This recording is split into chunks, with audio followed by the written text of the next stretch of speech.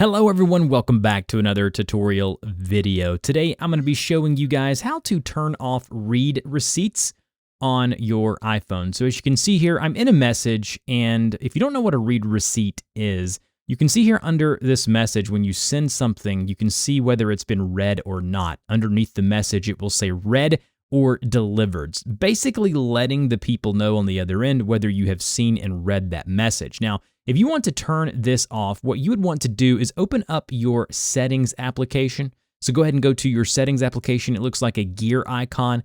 And then under your iOS settings, you want to scroll down until you see something here that says messages. Once you've tapped into the messages settings, you then want to scroll down to where you see something that says send read receipts.